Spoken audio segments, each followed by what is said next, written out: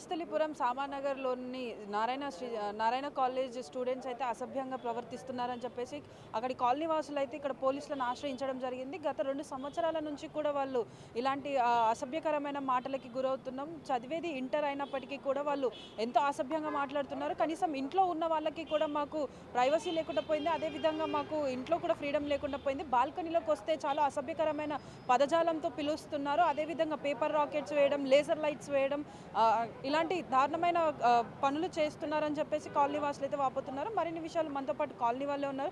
అసలు వాళ్ళకి ఎలాంటి ఇబ్బందులు జరుగుతున్నాయి ఏంటన్నది కూడా మనం వారిని అడిగి తెలుసుకుందాం. మేడం, మీరు చెప్పండి, అసలు ఇష్యూ ఏంటి? పిల్లలు ఇంటర్ చదివే పిల్లలు అసభ్యంగా ప్రవర్తిస్తున్నారు అని చెప్పేసి ఇక్కడ పోలీసులను ఆశ్రయించడం జరగడం అయింది అంటున్నారు. బయటికి వెళ్తే ఎక్కడికి వెళ్తున్నారండి? మేము ఇంట్లో ఏదైనా చేస్తున్నా కూడా ఎట్లా చేస్తున్నారు అని ప్రాబ్లం వేరేలా రెక్ట్ అయింది మేడం. ఇప్పుడు హస్బెండ్ ఉంటారు, వైఫ్ ఉంటారు, ఏమైనా చేస్తాం మేడం ఇంట్లో. వాళ్ళకి ఏం పని? చదువుకోవాలి కదా. చదువుకునేది ఆపేసి మొత్తం మా మీద కాన్సన్ట్రేట్ చేయడం ఏంటండి? అది మేము ఉండేది మా ఇంట్లో మేము ఉంటామండి, ఎలాగైనా ఉంటాము.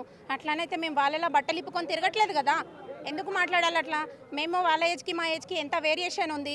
అట్లైనా మాట్లాడేది. స్కూల్లో కాలేజ్ వాళ్ళకి సరిగ్గా నేర్పించుంటే వాళ్ళు ఇట్లా మాట్లాడారు కదా. ఒకసారి మేము 10 times అట్లా వెళ్ళి ఉన్నాం. చాలాసార్లు కంప్లైంట్ ఇచ్చినాం మేడం. వాళ్ళు ఏ రెస్పాన్స్ లేదు. మొన్న వెళ్ళి అడిగితే మీరు ఏం చేసుకోరు అన్నట్టు మాట్లాడుతున్నారు వాళ్ళు. ఇప్పుడు కూడా కావాలని మాట్లాడుతున్నారని అన్నారు. వెళ్ళి నిల్చుంటే ఇంతసేపు ఇక్కడి వరకు తీసుకురావాల్సి వచ్చింది. ఎందుకు అట్లా చేయడం? ఎందుకు? వాళ్ళకి మంచిగా నేర్పించాలి కదండి. ఏం అసలు ఎవరు వచ్చి మాట్లాడే వాళ్ళు కారండి. ఒక సెక్యూరిటీ ఉంటాడు అక్కడ, ఎవరు ఉండరు. ఇంకా అసలు లోపల ఎవరు ఉంటారో వార్డెన్ ఒక అబ్బాయి ఉంటాడు, టీనేజర్ ఉన్నాడు అబ్బాయి కూడా. అతను ఏం మాట్లాడట్లేదు అసలు. ఏం చెప్తాడు అతను? మా సార్ చెప్తాడు, మా సార్ మాట్లాడతాడు అంటున్నాడు. ఇంతకుముందు అన్న స్టూడెంట్ని చూపించాము ఆల్రెడీ. చూపిస్తే అతన్ని తీసుకురామంటే తీసుకురావట్లేదు. ఒకరి మొహాలు ఒకరు చూసుకుంటున్నారు. మా పై వాళ్ళు వస్తారని చెప్తున్నారు మాకు. అక్కడ ఉండే ప్రిన్సిపల్ చెప్తున్నాడు ఆ మాట. అది ఎట్లా కుదురుతుంది? 2 years నుంచి ఫేస్ చేస్తారు మేడం. మేము జూన్లో వచ్చాను ఇక్కడికి. ఈ మిగతా ఫ్యామిలీస్ అన్న 2 years నుంచి ఇక్కడ ఉంటున్నారు మేడం. అందరు 2 years ఎవ్రీ టైం ఇది సరే పోనీలే పిల్లలు వదిలేస్తాం. ఎన్నిసార్లు వదిలేస్తామండి? చిన్న పెద్ద ఏం లేదా? వాళ్ళ ఇంట్లో పేరెంట్స్ ఉన్నారు, వాళ్ళ పేరెంట్స్తో ఇలాగే మాట్లాడతారా పిల్లలు? చెప్పండి మీరు ఒక మాట. అంటే ఇప్పుడు స్టూడెంట్స్ని వాళ్ళు ఫ్యాకల్టీస్ని పెట్టి నిన్ను ఫీజులు కట్టి నారాయణ శ్రీ చైతన్య అని చెప్పేసి కాలేజెస్లలో చేర్పిస్తారు. ఇంత మంచి పేరు ఉంది. ఆ పేరు తగ్గట్లేదు మేడం. అక్కడ నాకు ఒకప్పుడు ఉండేది ఇలాంటి కాలేజ్లో చదివించాలి, మా పిల్లల్ని కూడా ఇంటర్మీడియట్లో హాస్టల్లో రెసిడెన్షియల్లో వేయాలి అనే ఆలోచన తగ్గిపోయింది నాకు. అసలు లేదు. నాకు ఈ కాలేజ్ హాస్టల్ చూసిన తర్వాత మిగతా అన్నీ ఇలాగే ఉంటాయేమో.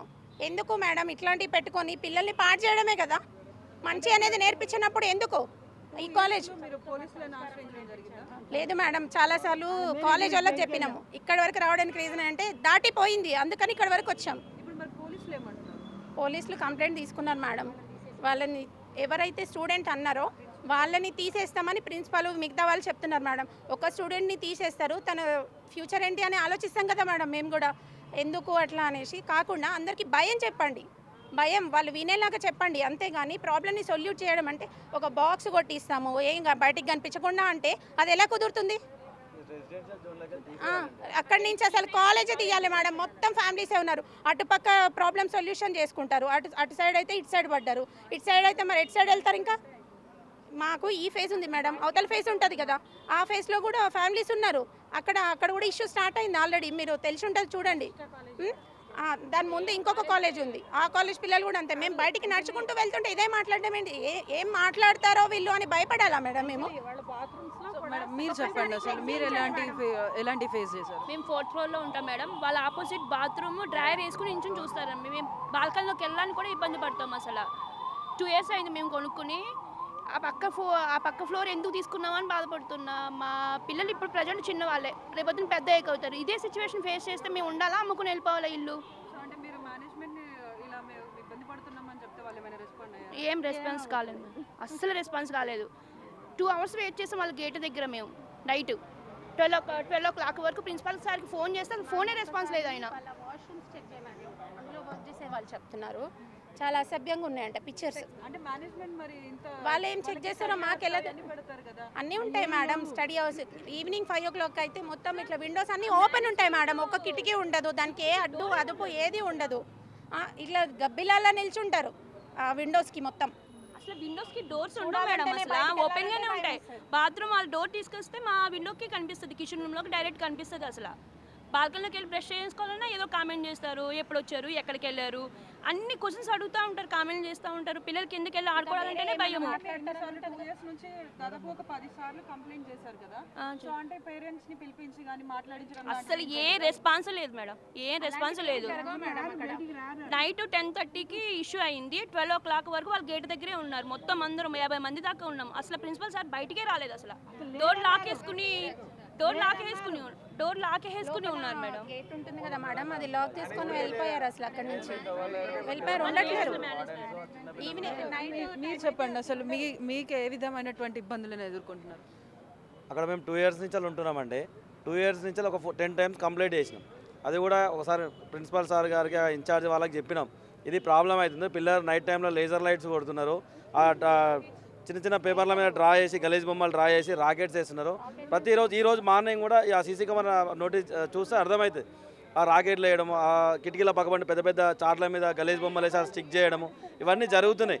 మేము చాలాసార్లు ప్రిన్సిపాల్ దృష్టికి, ఆ మేనేజ్మెంట్ దృష్టికి తీసుకుపోతే వాళ్ళు ఏమంటున్నారు, సార్ చూస్తాం సార్, చెప్తాం సార్, చాలాసార్లు చెప్పి మొన్న నైట్ 10:30కి చాలా గలీజ్గా మాట్లాడితే, ఆ 10:30కి మేము వచ్చి మాట్లాడితే ప్రిన్సిపాల్ లేడు, ఇన్ఛార్జ్ లేడు, ఎవడూ లేడు అక్కడ.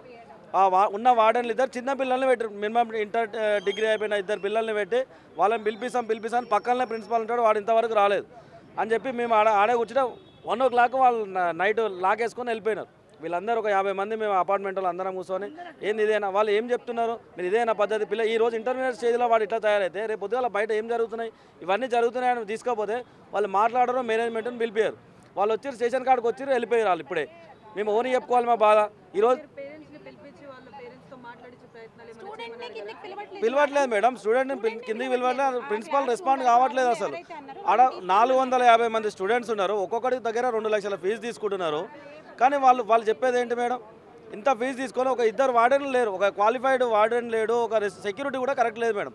ఏంటంటే మనం రెస్పెక్ట్గా పిల్లలు వాళ్ళ స్టూడెంట్స్ అనే ఉద్దేశంతో మేము ఎన్నిసార్లు మేము కూడా ఎదురుదాడి చేసి అది కొట్టడము, గేట్లు వాళ్ళ కొట్టడం చేస్తే గలీజ్గా ఉంటుందనే ఉద్దేశంతో మేము పోలీస్ స్టేషన్లో కంప్లైంట్ చేయడం జరిగింది. మేనేజ్మెంట్ రాలేదు, ఆ సార్ వాళ్ళు వచ్చి తీసుకెళ్లారు. కానీ మరి మేము ఇక్కడికి రాకముందుకే మళ్ళీ వాళ్ళు వెళ్ళిపోయారు.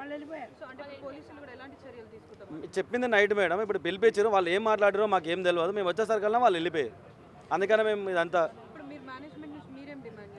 అక్కడ ఉండొద్దు మేడం, అది రెసిడెన్షియల్ ఏరియా, అంతా పిల్లలు ఉండే ఏరియా. ఒక ట్యూషన్ టీచర్ మా అపార్ట్మెంట్లోకి వచ్చి ట్యూషన్ చెప్పాలన్నా భయపడే పరిస్థితి. అమ్మ మీదకి రాకెట్లు వేయమా, బండి మీద రాకెట్లు వేయడం, ఆ పేర్లు రాసి కిందికి ఇసిరేయడం. పిల్లలు ఆడుకుంటప్పుడు ఆ పేరు ఈ పేరు పెట్టి పిలుస్తారు, ఆంటీ ఈ ఆంటీ పేరు పెట్టి పిలిచినప్పుడు వాళ్ళ పేర్లు రాసి కిందికి ఇసిరేయడము. ఆడ స్కూల్ ఉంది మేడం, మేము అందరం కూడా స్కూల్ కోసం అపార్ట్మెంట్లో అక్కడ పిల్లల స్కూల్ కోసం వేస్తే మధ్యాహ్నం టైంలో బాక్స్ ఇవ్వాలంటే మా లేడీస్ వెళ్ళకపోతే మేము ఆ టైంకి వచ్చి బాక్సులు ఇచ్చి పిల్లలకు బాక్సులు ఇచ్చి వెళ్ళాల్సిన పరిస్థితి. ఈవినింగ్ 3:30కి తీసుకురావాలన్నా కానీ అదే పరిస్థితి. ఆ మేనేజ్మెంట్ వాళ్ళు ఫోన్ చేసి వాళ్ళకి చెప్పినా కానీ ఒక్కడు రెస్పాండ్ అయ్యాడు, ఒక్కడు కూడా మమ్మల్ని పిలవాడు. అలాంటి పరిస్థితుల్లో ఉన్నాం మేడం. ఇప్పుడు ఈ రోజు వాళ్ళు ఇన్ని డబ్బులు తీసుకొని వాళ్ళ తల్లిదండ్రులు ఏమనుకుంటారు, మా పిల్లల్ని హాస్టల్ వేసినాం, మంచిగా చదువుకుంటారు, మా వాళ్ళు బాగుపడుతున్నారు అనుకుంటారు. కానీ పరిస్థితి ఇక్కడ రివర్స్ ఉంది. అసలు ఇందులో వేయడం వేస్ట్ మేడం.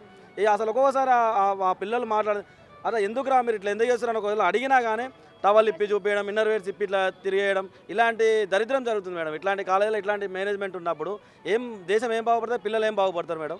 ఇట్లాంటి వ్యవస్థలో చదువుకున్న పిల్లలు రేపు పొద్దుగాల వాడు ఏం చేస్తాడు రోజు చూస్తలేమని న్యూస్లలో అదే జరుగుతుంది. ఇక్కడ ఎవడు రెస్పాండ్ కాడు. ఒక ప్రిన్సిపాల్ వచ్చి నచ్చ చెప్పడం, లేదా దాని సమస్యకు సొల్యూషన్ చేయడం, ఏదో ఒకటి చేయాలి. ఏదీ లేదు, ఇంతవరకు రెస్పాన్స్ లేదు. ఒక 10 times, ఒక 1.5 year 2 years నుంచి ఒక 10 times చెప్పినా మేడం. 10 times ఎవడు కూడా రాలే, ఎవడు రెస్పాండ్ కాలే. అసలు ఒంటి మీద గుడ్లు ఉండవమ్మ పిల్లలకి, అసలు డైరెక్ట్ కనపడతాయి మాకు. వాళ్ళు మేము ఇండోకి వెళ్ళామనుకో బట్టలు ఆరేయడానికి, అసలు ఒంటి మీద గుడ్లు ఉండదు వాళ్ళకి, కావాలని అట్లా నుంచుంటారు. వాళ్ళ సాయంత్రం 4, 5 అప్పుడంతా మన పిల్లల్ని చిన్నపిల్లల్ని పేరెట్టి పిలిస్తే వాళ్ళే పిలుస్తారు. ఎవరిన పిల్లలు మన ఇంటికి వస్తున్నారనుకో ఏవో పాప అని తప్పట్లో కొడతారు. అది వాళ్ళకి చెప్పాము, వెళ్ళి కూడా చెప్పాము, 10 సార్లు వెళ్ళి చెప్పాను. చెప్పినా వాళ్ళు బయటకు వచ్చి సమాధానం ఎవరు వాళ్ళని కోపాడరు, అది తప్పని. ఇప్పుడు ఇద్దరిని అరెస్ట్ చేశారు, జీబులో తీసుకొచ్చారు. వాళ్ళు మేము ఇటు వార్డెన్ ప్రిన్సిపల్ని మేము ఇటు వచ్చేటప్పుడు మళ్ళీ కాలేజ్ కాడ ఉన్నారు వాళ్ళు. ఏమమ్మారు వాళ్ళు ఏం మాట్లాడిరో, ఏం చేసిరో, ఏం గమరో, లోపల ఏం జరిగిందో తెలియదు. ఇప్పుడు వాళ్ళు అక్కడ ఉన్నారు, కాలేజ్ మేము ఇటు వస్తుంటే వాళ్ళు అలా దిగుతున్నారు. అట్లా ఉంది మెయింటెనెన్స్, అట్లా ఉంది పోలీస్ మెయింటెనెన్స్, లేకపోతే నారాయణ స్కూల్ ఏమైనా పైనుంచి ఫోన్ వచ్చిందో మాకు తెలియదు. అట్లా ఉంది పొజిషన్.